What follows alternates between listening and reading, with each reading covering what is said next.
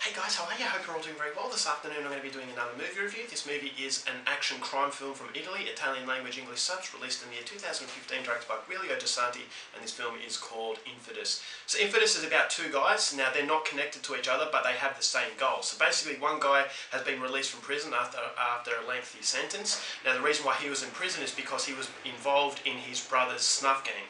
Now there was an incident that happened that caused him to go to jail, and when he's coming out he wants to make a new life for himself, but he's got to take care of basically his brother. There's a lot of animosity there and he has to get closure, and in order to get that closure he's going to have to get revenge and basically exterminate their gang, because they work for a high-end businessman in delivering these snuff videos, and these snuff videos are what connects this other man.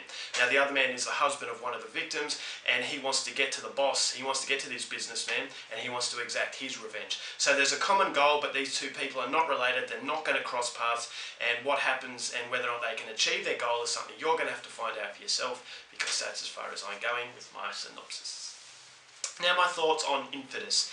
This is a Necrostorm production, so if you aren't familiar with Necrostorm, you probably know what this movie is going to be like. So after seeing Adam Chaplin, that was my first experience from Necrostorm. Now Necrostorm specialise in some of the most extreme violence that you will see. So far over the top that it's almost like watching a cartoon. So when Adam Chaplin came along, that blew off worldwide. It's basically a film that everyone knows about in far as extreme cinema is concerned, is because of how well the actual gore is done. So Necrostorm are definitely very, very talented as far as creating something that's extreme. But the beauty of Adam Chaplin is that not only was it over the top in its extremity, it was a lot of fun, but it also had a story to complement that. So it actually felt like it had a purpose in actually making a film as opposed to just showing off its gore. And unfortunately for Necrostorm, the films after Adam Chaplin, well maybe after Tater City, because Tater City has somewhat of a story as well, but when Hotel Inferno came along, that was basically just an exercise in gore.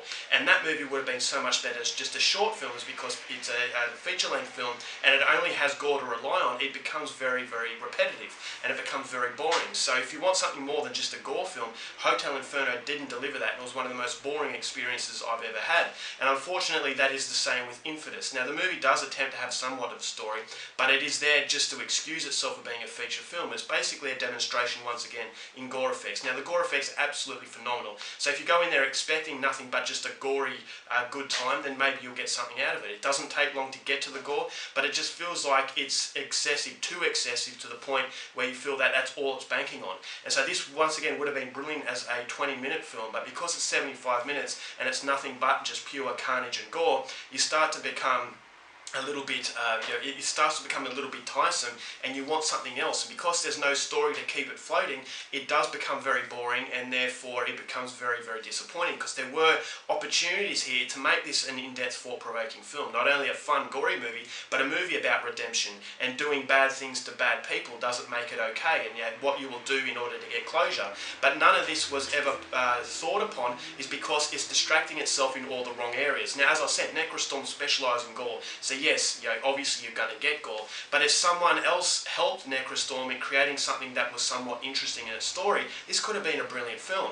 Is because it did have opportunities, windows of opportunities that were never taken upon, and therefore you just feel to yourself, okay, I saw a fairly mediocre film here, I saw a movie that was very boring, but I can't help but feel so much disappointment. It's because it could have been a lot better than it was. So the movie dares to be a little bit different in its colouring.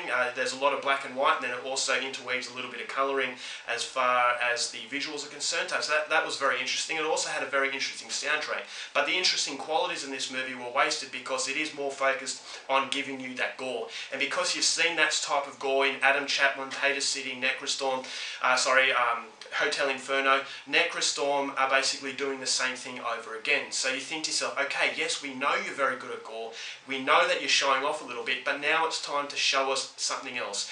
You can only bank on gore so much before it does become something that you've seen before, and it does become extremely repetitive, extremely tiresome. So therefore I think Necrostorm would be better at just doing special effects and actually working with someone else who can actually provide a decent story in order to keep your interest. So If you're a die-hard fan of Necrostorm and you want nothing but gore, then I would highly recommend Infidus. But for me, I got bored very quickly and I just wanted to turn it off halfway through. But you know, after when I'm going to review a film, obviously I'm going to watch it to the end, and I can say that if I turned it off halfway through, I probably wouldn't be missing out on much, because the story doesn't develop. All you get is just repetitive executions, whether it's axes to the face, disembowelments, decapitations. If that's your thing, then go and see it. But for me, for a 75-minute film, it just didn't cut it, and it would have been a lot better as a 20-minute short. So overall, for Infidus, yet another very forgettable entry from Necrostorm. Only going to give this one half a star.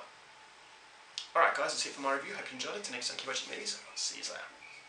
Bye.